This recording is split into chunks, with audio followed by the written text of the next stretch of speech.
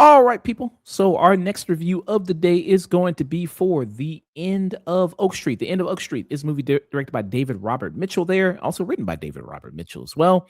This is also being talked about a lot too because it's produced by J.J. Abrams there. People know J.J. Abrams, Star Trek, Star Wars, all that good shit. Some of the Mission Possible stuff there. Here you have a movie here starring Anne Hathaway and Ewan McGregor there. They play husband and wife. They got a family, beautiful, nice little family there. But something is afoot there, and that is dinosaurs that just suddenly appear in their little neighborhood. They have these kind of flashes there, these portals that kind of come up, and these portals are teleporting dinosaurs into their neighborhood, into Oak Street there. It's actually quite the opposite. It's not so much the dinosaurs getting teleported, it's their whole neighborhood that gets teleported to prehistoric times. Oh, that's right, correct. Yeah, the neighborhood, yeah. Itself there, these kind of like I guess you would describe them as like wormholes, kind of, I guess, or like these like kind of things like that. But yeah, the actual how they got there really isn't as important as just kind of them being thrust into this situation. Yeah, just one night, just all of a sudden that they just wake up and dinosaurs are there, and these are not cute friendly dinosaurs. These are pretty mad, vicious, dangerous dinosaurs. These are the vicious, dangerous, will fuck your shit up with a smile on their face kind of dinosaurs, and I fucking loved it. Yeah, I mean that's the thing about this movie is like it's kind of like this family movie here, but then also like it's a little bit maybe more brutal than you expect a movie like this to be. It's like almost kind of a horror. It's one of those things where, because just even looking at this visually, listening to the score, which is done by Michael Giacchino, some of the cinematography, and this being produced by J.J. Abrams and Bad Robot, this is very much like a love letter to Steven Spielberg. And you can kind of see that, especially in the family dynamic, looking at them, it's like this, on paper, perfect family. But within 5 minutes, we see that there is some strain in this family that is definitely going to come back to it. And all of that is before the dinosaurs even get introduced. And what struck me is that, oh, right, this is the guy who directed It Follows. And for a film that's PG-13, I'm surprised how gnarly they got with some of the dinosaur stuff. Yeah, I mean, you even saw it in the trailer. Like, they don't really cut away that much. It's like there's one where, like you said, on the porch, and the woman goes like, "What the hell are y'all running from?" And then the dinosaur comes and grabs it, and like that. Just gets slimed out by this one dinosaur. And then there's a scene where it's that one dude. I forgot his name. He was in The Boys. Yeah, that was a PJ Byrne. Yeah, who's introduced as like the asshole neighbor, and he has a scene where it's like, damn, I know this guy's kind of a dick, but I feel bad for. Oh shit! Oh, sorry about that. It's like, nobody deserved to go out like that. Yeah, it was brutal. Yeah, I mean, he's got like these pterodactyl looking things there that are just swarming him and all around him. But yeah, that was.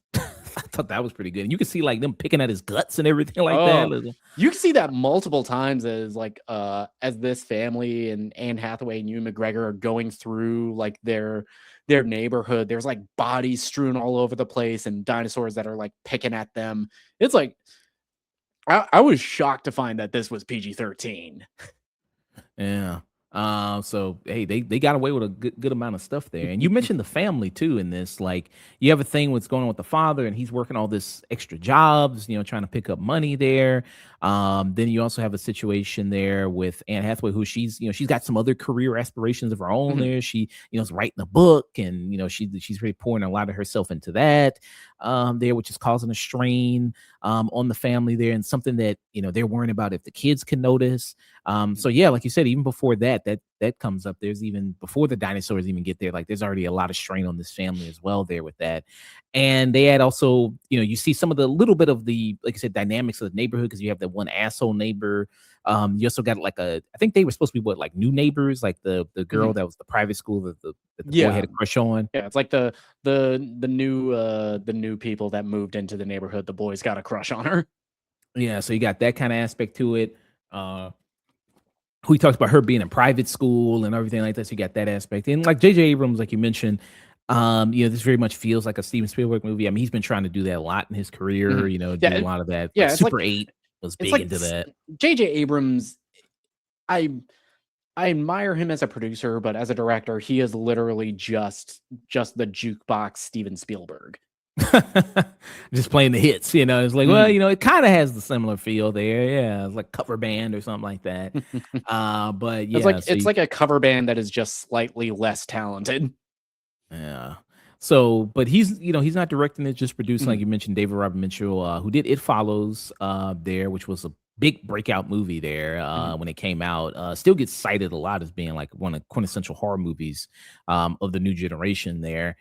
Even though that movie myself, I'm kind of like, yeah, it's all right. It's pretty solid. Mhm. But yeah, I think that, yeah, I it's mean, you're this wrong. I is love that movie, but yeah. Yeah. Yeah, I think this is a kind of a solid entry. It kind of Mhm. surprised me. Like I said, a lot of the stuff that it kind of did. And the dinosaurs themselves, I think, look pretty good. I think for Yeah, reasonable kind of what this is. It's kind of a reasonably small budget for giving a yeah, movie like this. it's like only 80 to 92 million projected on the budget, but yeah, it's like the dinosaurs look great, especially in the daylight. In the scene that you get in the trailer, you see a lot of what I really love from David Robert Mitchell, where he does a lot of like long one takes where I think my favorite scene in the whole movie is like this one where they're getting chased by I don't know exactly what species it is. I think it's like supposed to be oh, it's an Allosaurus where it looks kind of like a smaller T-Rex where we're tracking it as it's following various members of the family and they kind of play hot potato with who is getting chased by it. Yeah. Yeah, that works well. And this movie, I'd say it loves its split Dozer shots. Like, it love them shots. Yeah, but that it's a technique that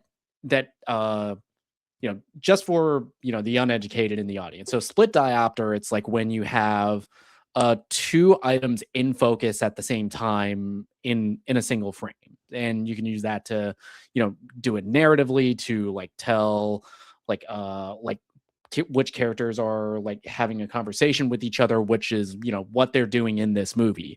Or you can just do it for like style points to the point where it's basically become meaningless, like Lee Cronin did in The Mummy. Yeah, because that's what I thought. Hey, the mummy, they did in Yeah, it's like in the mummy. this is flirting, that's harassment. Yeah. But yeah, I mean, but did you have any kind of major problems with the movie you don't like that? Besides all those split Um, shots? this was one that I wasn't really looking forward to. I feel like after like 30 years of bad dinosaur films, courtesy of like every Jurassic Park film after the first one, I'm kind of like, all right, okay, what can we really do with dinosaurs? Even like a 65, the Adam Driver movie, that was kind of a snooze fest. And I feel like out of all of the Steven Spielberg tributes, like we've gotten so many of them. Just look at J.J. Abrams' career. This is the one that really feels like it remembers why we love Steven Spielberg. Outside of the spectacle, outside of the hey, look, dinosaurs are in this like normal neighborhood. It remembers that what we love about Spielberg is the pathos. It's about the characters that are involved in these situations. And that's what works so well about this film. Mm, yeah. Yeah, I like the family. I like the family in it. I think the Mhm. family isn't annoying. Yeah, You it's don't like hate they have, they have spats, they have arguments, but those are realistic arguments for like anybody that's been in a long-term relationship. And even then, you get little small moments where you get flashes of why Ewan McGregor and Anne Hathaway's characters fell in love and have been married for so long. yeah. There's like a sweet I mean, this movie's got sex in it too, because it's two dinosaurs fucking and they're like going up ahead to check to see if the coast is clear, and they hear like rumbling, and they turn a corner, and these two stegosauruses getting it on. Yeah, it's fucking there, you know what I mean? Yeah, so yeah, they do really well there. It's a little, I'd say, jarring. Mhm. I think Ewan McGregor is trying to fight his accent in this movie. I think he's trying to do like a Yeah, suburban it, thing. it it was kind of weird because I know Ewan McGregor can pull off an American accent, but that's like if I had one nitpick, that's probably it. Yeah, you could tell like, oh, I tell you, kind of fighting a lot here in this one, with that kind of going on. But yeah. What will be your final thoughts rating, man, for the end of Oak Street? Yeah, I was about to this say, one I was want your sex on Oak Street. I was about to say that. I mean, if I were married to Anne Hathaway, that'd be the case. But as far as like as a final rating goes, this was like one of the big surprises for me. I didn't really have a lot of expectations going into this. I knew dinosaurs. I knew it was David Robert Mitchell, so I was at best very curious to see what he would pull off with this kind of like spectacle filmmaking, and the man nailed it. It's tense, it's very funny at points, it's darkly comedic at multiple moments. And as far as like as dinosaur horror, this feels like what we should have gotten post the end of Jurassic World Fallen Kingdom. Like see dinosaurs in like a normal neighborhood and see just how devastating that can be. And all the while never forgetting to include and put an emphasis on the emotional pathos of this family. Yeah, Mm, for final rating, I gotta give this a strong tune in. I'm surprised how much I liked this. mm. There's something at the end. I don't want to spoil it, but I was kind of confused. I was like, well, wait a minute. If you did this, then what happened to this? You know what I mean?